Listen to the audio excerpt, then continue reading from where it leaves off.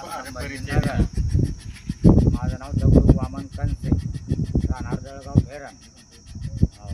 मला बोर मारायचा होता आणि मी पंजाब बटाटे सरांना आणले आणि पाणी बघितले. त्यांना मला पाणी सांगितले. पाणी मला भरपूर लागले. किती फुटावर पाणी लागेल? त्यांनी मला पाणी जेवढं सांगितलं त्याच्यावरती पाणी लागले. पाणी काही कमी लागलं नाही. आणि पंजाब बटाटे सरांचा आशीर्वाद माझ्या पाठीशी आहे आणि मुख्य जनावराचा आशीर्वाद माझ्या पाठीशी आहे. त्याच्यामुळं मला यश आले. आणि झाडे लावा, झाडे जगवा. पंजाब बटाटे सर. किती फुटावर पाणी लागेल? 55 फुटावर लागेल.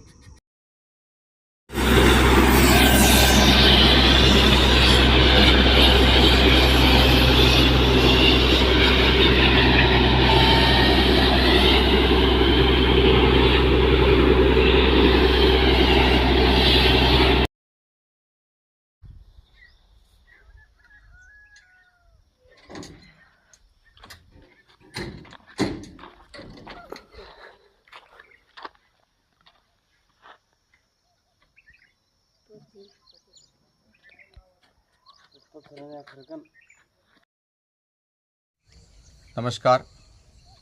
आज दिनांक 6 एप्रिल. कामरगाव सुपा, त्यानंतर सेक्टा, बुलढाणा गुळभेली हे आजचे तिन्ही पॉईंट आपण या व्हिडिओमध्ये पाहणार आहात. परिस्थिती सांगतो, शेतकऱ्याचा नंबर देतो. सगळ्यात पहिला कामरगाव सुपा, 1 ते 1.5 इंच पाणी. जिथं एवढं पाणी सर्वाधिक मानलं जात होतं तिथं शेतकऱ्यांना व्हिडिओ काढलेला आहे. ज्या वेळेला मी पाणी शोधत होतो, आता फोन उचलत नाही. काही अडचणीत असेल किंवा जाणीवपूर्वक टाकायचं नसेल ते त्यांना माहीत. दुसरा व्हिडिओ आहे सेक्टा येथील, ज्या शेतकऱ्यांनी स्वतः उभं राहून मुलाखतसुद्धा टाकली.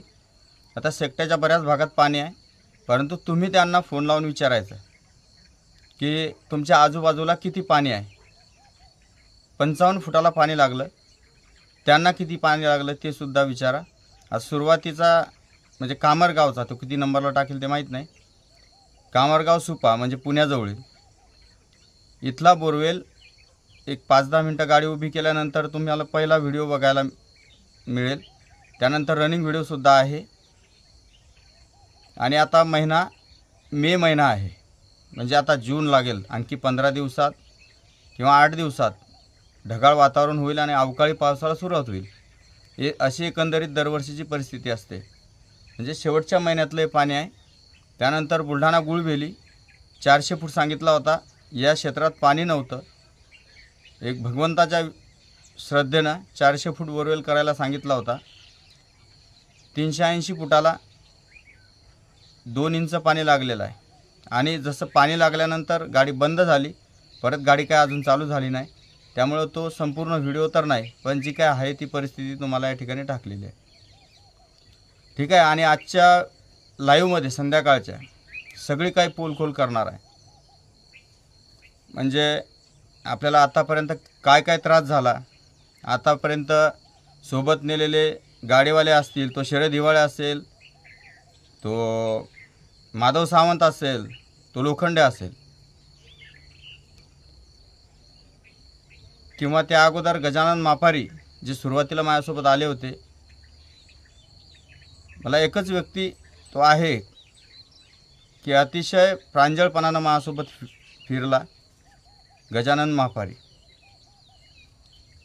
आणि एक विहीर आहे जी 50 फूट होऊनसुद्धा तिला पाणी लागलेलं नाही.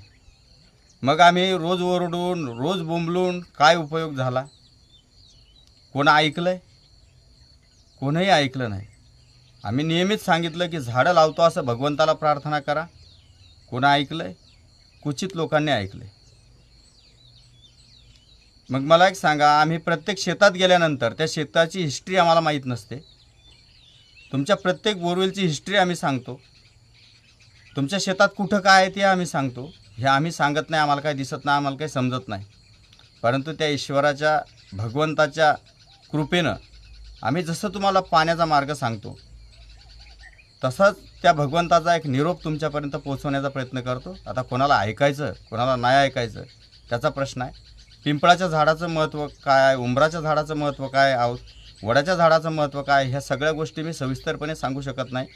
परंतु आमच्या बसस्टॉपवरचा व्हिडिओ तुम्ही पिंपळाच्या झाडाचा पाहू शकता की मागच्या वर्षी 2 ट्राल्या मुरुम टाकल्यानंतर त्याला हजारोच्या संख्येनं वरती मुळं आलीत.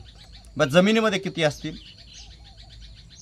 पिंपळाचं झाड हे आपल्या भूगर्भामध्ये जसं आपलं शेततलाव आपण शेताच्या वर बांधतो तसं भूगर्भामध्ये शेततलाव तयार करण्याचं काम करते. आणि या झाडांपर्यंत म्हणजे ते लिंबाचा असो, पिंपळाचा असो, औदुंबराचा असो, वडाचा असो, या झाडांपर्यंत पाणी घेऊन येण्याचं काम भगवंत करतो. जसं बऱ्याच आपट्याचे झाडं, सौंदर्याचे झाडं या झाडाजवळ आपल्याला पाणी आहे असं सांगतात.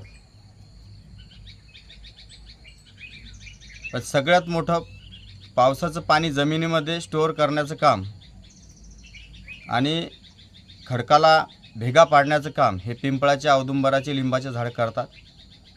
आपण वारंवार तेच सांगायचा प्रयत्न केला की तुम्ही तुमचं पाणी तुमच्या क्षेत्रात तयार करा. बांधावरची झाडं तोडू नका. ज्या झाडांची या निसर्गाला आणि आपल्या सर्वांना येणाऱ्या पिढ्यांना गरज आहे ते जोपासा. बाकी आता यापुढं फार काय आपण बोलणार नाही. आपली कोणावर काही विशेष नाराजी नाही.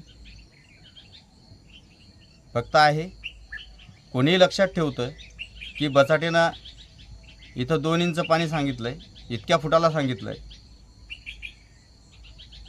त्याने प्रत्येक वेळेला सांगितलं की खोलीचा अंदाज हा कंप्लीट कधीच बांधता येत नाही. त्यामुळे विहीर असेल तर अर्जंट टेस्ट पॉईंट करा. परंतु पाणी मिळण्यासाठी काय काय करावं लागेल ह्या 2-4 गोष्टी ज्या आम्ही सांगितल्या ते सगळं विसरून जातो पुढचा व्यक्ती आणि फक्त पाणी मिळणाऱ्या अपेक्षेने बोरवेल करतो. आम्ही सांगितलेल्या सगळ्या गोष्टी जर पाळल्या नाहीत तर निश्चित पाणी लागलंही असेल, तुम्ही चुकलात, तुम्ही झाडं लावले नाहीत तर तुमचं पाणी बंद होणार आहे. हे मी शाश्वत सांगतो. बाकी तुमचं तुमच्यावर निर्भर आहे. संध्याकाळचा लाईव्ह होणार आहे. ज्यांना विश्वास असेल, भरोसा असेल, ऐकायचा असेल, ज्यांना वाटत असेल काहीतरी चांगलं सांगणार आहे आणि शेतकऱ्याच्या उपयोगाचा असणार आहे अशा शेतकऱ्यांनी लाईव्हला यायचं आहे. बाकी आपल्याला कुठल्या सबस्क्रायबरची गरज नाही, व्ह्यूअरची गरज नाही. ठीक आहे. आणि त्याच्यासाठी आपण कामसुद्धा करत नाही. धन्यवाद.